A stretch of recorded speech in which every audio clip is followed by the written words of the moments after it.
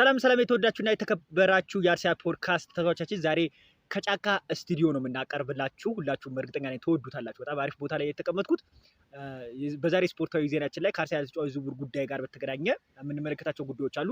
ከኮንትራት ጉዳይ ጋር በተያያዘ ግን በጣም አሪፍ የተባሉ መረጃዎችን እንመለከታለን። በዛሬ ስፖርታዊ ዜናችን ላይ ዊሊያም ሳሊባ እና ቡካዮ ሳካን የተመለከተ መረጃ እናገራኛ። ቶማስ ፓርቲንም እንጠቅሷለን እናነሷለን። በዛሬ ስፖርታዊ ዜናችን ላይ የምንመለከታቸው ጉዳይ አለ። ከዛም በተጨማሪ አርሰናል አሁን በጣም የአጥቂ መስመር አማራጩን እንግዲህ ጎል.ኮም በጣም ታማኝነት ያለው ሚዲያ እንደሆነ ይታወቃል እና ከአጥቂ ዝውውር ጉዳይ ጋር በተመለከተ ፍላጎታቸው ወደ ሁለት ተጫዋች ዝቅ አድርጓል። እነዚህ ሁለት ተጫዋቾች ማናቸው የሚሉትን በዛሬ ስፖርታዊ ዜናችን ላይ እንመለከታለን። ሁላችሁም ግን የአርሰናል ደጋፊዎች ቪዲዮ ላይክ እያደረጋችሁ እንዲጀምሩልኝ በአክብሮት እየጠየቁ ወደ መረጃዎች አልፋለሁ ማለት ነው። ቀደም ሲል እንደጠቀስኳችሁ ጎል.ኮም እንደዘገበው ከሆነ እንግዲህ አርሰናሎች ፍላጎታቸው የፊት ለፊት መስመር አጥቂ ፍላጎታቸው ወደ ሁለት ተጫዋቾች ዝቅ አድርጓል ሲል ዘግቧል ማለት ነው። አርሰናል አሁን ላይ ሙሉ ለሙሉ ፍላጎታቸውን የታወቀ ሆኗል። በአጥቂ መስመር ጉዳይ ላይ ቤንጃሚን ሼሽኮ እና የቪክተር ዮኬሬስ ዝውውር ጉዳይ በተመለከተ ነው አርሰናሎች አሁን ላይ በጣም ሙሉ ትኩረት ማድረግ እንዳለባቸው የጠቀሰው ይህ መረጃ ማለት ነው። አሌክሳንደር ኢሳክ ላይ ምንም እንኳን አርሰናሎች ፍላጎት ያላቸው ቢሆንም ግን ዝውውሩ እንደማይሆን ተረድቶታል ሲል ገልጿል። ምክንያቱም ኒውካስትል ዩናይትዶች ከተጫዋቹ የሚፈልጉት ገንዘብ አርሰናል ለመክፈል ምንም አይነት አቅም እንደሌላቸው ተረድተዋል ማለት ነው። ከዛም በተጨማሪ ደግሞ ኒውካስትል ዩናይትድ ቻምፒዮንስ ሊግ የሚገቡበት እድል የሚመቻች ከሆነ ተጫዋቹን እንደማይለቁም ገልጿል። ከዚህ በፊትም ተጫዋቹ ቻምፒዮንስ ሊግ የሚገባ ከሆነ አሌክሳንደር ኢሳክን እንደማይለቁ ተረግጧል። ስለዚህ አርሰናል አሁን ሙሉ ለሙሉ ከወዲያ ዘገቦችም የሚያመላክቱን ከሁለት ተጫዋቾች ጋር የተገናኘ ነው። ኢንዲፔንዳንት በትናንትናው ይዞት የወጣው መረጃ አለ። ከተጫዋች ዝውውር ጋር በተገናኘ የአርሰናል አሁን በፊት ለፊት መስመር አጥቂ ፕሮጀክት ላይ በቤንጃሚን ሼሽኮ እና በቪክተር ዮኬሬስ ላይ ታርጌት ታደርጓልም ሲል ኢንዲፔንዳንት ይዞት የወጣው መረጃ ይጠቅመናል ማለት ነው። ከሁለቱ አንጻር ስንመለከተው ደግሞ ሼሽኮ እንግዲህ 21 ዓመቱ እንደሆነ ይታወቃል።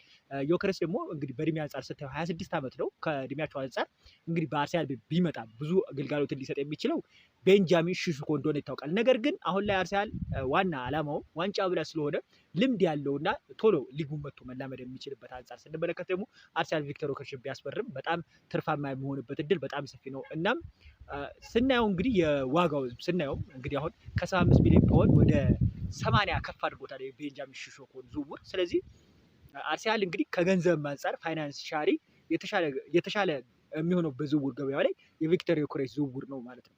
የአሌክሳንደር ኢሳክ እንግዲህ እስከ 150 ሚሊዮን ፓውንድ ድረስ እንደሚቀርብ አክቹዋሊ ወደ 133 ሚሊዮን ፓውንድ ይጠጋል አሌክሳንደር ኢሳክ ዝውውር። ነገር ግን አርሰናል ይህንን ገንዘብ ያወጣል ተብሎ በፍጹም አይጠበቅም። ሁለቱ ተጫዋቾች ላይ ግን አርሰናል በጣም ፎከስ እንደሚያደርጉ እና በቀጣይ ዝውውር ላይ በደንብ የሚሰሩባቸው ነገሮች እንዳሉ እየተዘገበ ይገኛል። ከዛም በተጨማሪ አሁን ወደ ኮንትራት ጉዳይ እንለፍና ኮንትራት ጉዳይን በጥቂቱ እናነሳሳ።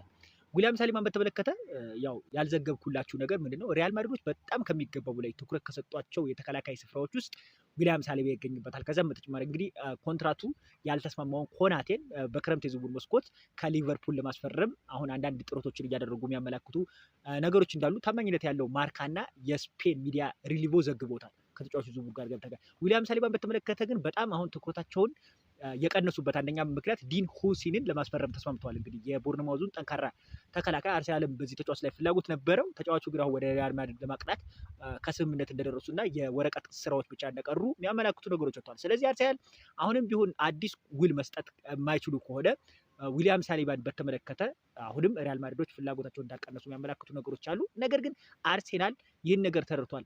በዊሊያም ሳሊባ ኮንትራት ጉዳይ ጋር በተገናኘ ንግግሮች እየተደረጉ ይገኛሉ። ይፋ ይደረጋል በቅርቡ ይባላል። ዊሊያም ሳሊባም አዲሱን ኮንትራት ሲፈራረም እንግዲህ እስከ 300 ሚሊዮን ፓውንድ ድረስ ሳምንታዊ ደሞዝ እንደሚሆንለት ተዘግቧል ማለት ነው። አርሰናልም ይህን ነገር ተረድቷል። ከኮንትራት ጉዳይ ጋር በተገናኘ አሁን ላይ በጣም እየተሰራ ነው። ጥሩ ስራ እየተሰራ ይገኛል በኮንትራት ጉዳይ ጋር ከዊሊያም ሳሊባ ጋር በተገናኘ።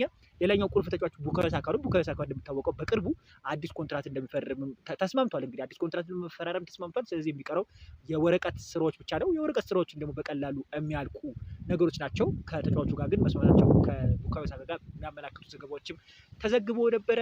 ኢንዲፔንዳንት፣ ኢቭኒንግ ስታንዳርድ የመሰሉ የእንግሊዝ ጋዜጦች ይዘውት በወጡት መረጃ መሰረት እንግዲህ የዊሊያም ሳሊባ ዝውውር ሪያል ማድሪዶች እንደማይሆን ተረድተው መሄዳቸውን የሚያረጋግጥ ነገር አለ። ቶማስ ፓርቲም በአርሰናል ቤት አዲስ ኮንትራት እንደሚፈራረም ከሚጠበቁ ጉዳዮች ከኮንትራት ጉዳይ ጋር በተገናኘ ከሚጠበቁ ጉዳዮች ውስጥ የቶማስ ፓርቲ ኮንትራት ነው። አርሰናልም ከተጫዋቹ ጋር ንግግሮች እንደሚያደርጉ በዚህ ሳምንቶች ውስጥ ይጠበቃል ማለት ነው።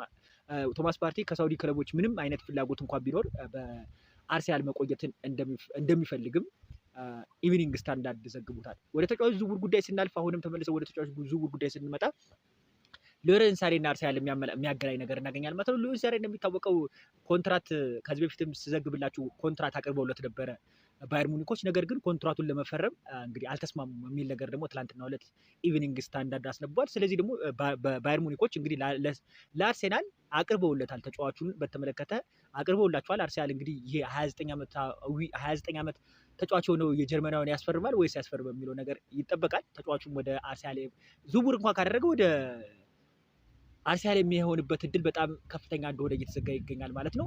ከበረኛ ጋር በተገናኘ ጋርሻ ላይ የተመለከተ መረጃ ላጋራችሁ። ኤሪክ ጋርሻ በተመለከተ ቦርንማውዝ፣ አርሰናል እና ባየር ሙኒኮች በአርሰናል ተጫዋቹን ለማስፈረም አሁን ላይ በገበያው ላይ ከሚከታተሉ ተጫዋቾች ውስጥ ይገኙበታል።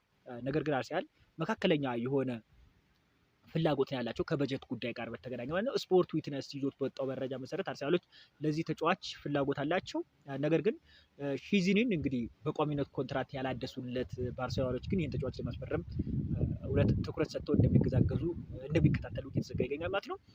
ከዛም በተጨማሪ እንግዲህ ኒኮ ዊሊያምስን የተመለከተ ጥቂት መረጃ ላጋራችሁ። ኒኮ ዊሊያምስን አርሰናል በክንፍ መስመር ላይ የመጀመሪያ ተመራጭ አሁን በዝውውር ላይ ከሚካተሏቸው ተጫዋቾች ውስጥ የመጀመሪያው እንደሆነ ቁጥራዊ መረጃዎችን የኒኮ ዊሊያምስን እንመልከት። አርሰናል ቤት ቢመጣ እንግዲህ ከገብርኤል ማርቲኔሊ በተሻለ ምን አይነት ግልጋሎችን ይሰጣል የሚለውን ነገር እንመልከት። እንግዲህ የውል ማፍረሻው 60 ሚሊዮን ዩሮ ድረስ እንደሆነ ተዘግቧል።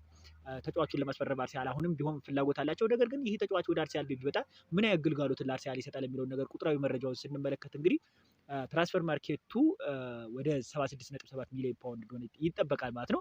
በ2024/25 እንግዲህ በአትሌቲኮ ቢልባኦ ውስጥ ያደረጋቸውን ኮንትሪቢዩሽን በተለይ ደግሞ በላሊጋ ያደረጋቸው ኮንትሪቢዩሽኖች 1917 ደቂቃዎችን መጫወት ችሏል ማለት ነው። 5 ጎል እና 5 አሲስት ማድረግ ችሏል ማለት ነው። ተጫዋቹ ጥሩ ነው። ነገር ግን 5 ጎል ማለት እንግዲህ በአርሰናል ቤት መጥቶ የአርሰናል የጎል ችግርን ይፈታሉ የሚለው ነገር ስንመለከት እንግዲህ 5 ጎል ብቻ ያደረገው 5 ጎል እና 5 አሲስት ጥሩ የሆነ ስታቲካል መረጃ አይደለም። በአውሮፓ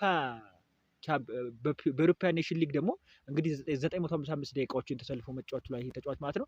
5 አሲስት እና 3 ጎሎችን ማድረግ ችሏል ማለት ነው። ቁጥራዊ መረጃዎችን እንደሚያመላክቱን ከሆነ ይህ ተጫዋች እንግዲህ ጎል ላይ የማስገባት ትንሽ ድክመት ያለበት እንደሆነ መረጃዎችን ተመልክተን መረዳት ይቻላል። ስለዚህ አርሰናልን ተጫዋች ማስፈረም የሚችል ከሆነ ከፍተኛ የሆነ ግልጋሎት እንደማያገኙ ተረድተውታል። እነሱም ፍላጎታቸውን አሁን ቀይረው እንደና አንቶኒ ጎርደን የመሳሰሉ ድንቅ ብቃት ያላቸው ተጫዋቾችን እየተመለከቱ ይገኛሉ። ነገር ግን የነዚህ አንቶኒ ጎርደን ስንመለከት ዝውውሩ የመሆኑ እድሉ እንዴት ነው ብለን ስንመለከት ከፍላጎት የዘለለ ነገር የለም።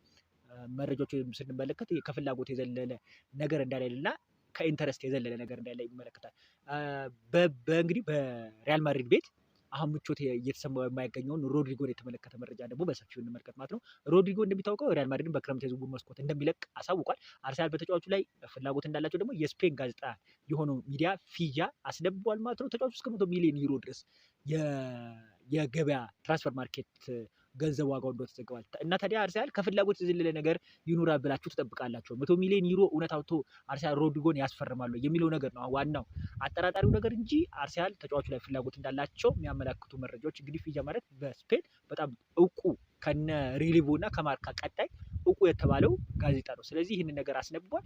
ነገር ግን አርሰናል ተጫዋቹን ለማስፈረም ከፍላጎት የዘለለ እውነተኛ የሆነ ፍላጎት አላቸው የሚለውን ጥያቄ ስናነሳ እውነተኛ የሆነ ፍላጎት እንደሌላቸው ያመላክታል። ምክንያቱም ቢኖራቸው እንኳን ይህንን ገንዘብ አውጥተው መክፈል ይችላሉ። አሌክሳንደር ኢዛካ ያለው ነገር ነው አርሰናል ጋር አሁን በዚህ በገንዘብ ጉዳይ ጋር በተገናኘ አሌክሳንደር ኢዛካን የመጀመሪያ ተመራጫቸው በአጥቂ መስመር ላይ ነገር ግን እስከ 150 ሚሊዮን ፓውንድ ያወጣሉ ሲባል አርሰናሎች ይህንን ነገር ማድረግ አይችሉም። በሮድሪጎም ላይ ያለው ነገር ተመሳሳይ ነገር ነው። አርሰናል እስከዚህ ገንዘብ ድረስ ያወጣል ተብሎ አይጠበቅም። በበረኛ በኩል ላይ አሁን ላይ አርሰናል እየተካተሉት ያሉት ጋርሻን ነው። በደንብ እሱ ላይ እውነተኛ የሆነ ፍላጎት አለ። የተጫዋቹም ዝውውር ገንዘብም ዝቅተኛ ከመሆኑ ጋር በተገናኘ የመሆኑ እድል ከፍተኛ ነው። ነገር ግን አሁንም እዚህ ጋር መሰመር ያለበት አንዱ ጉዳይ ተጫዋቹ ቋሚነት መሰለፍ እንጂ በፍጹም ለቤንችነት ወደ አርሰናል ቤት ይመጣል ተብሎ አይጠበቅም። ከአርሰናል ተጫዋች ዝውውር ጋር በተገናኘ ይዤላችሁ ወጣት መረጃ ይሄን መሰል በሌላ ቪዲዮ እስክንገናኝ መልካም ጊዜ ተመኘሁ።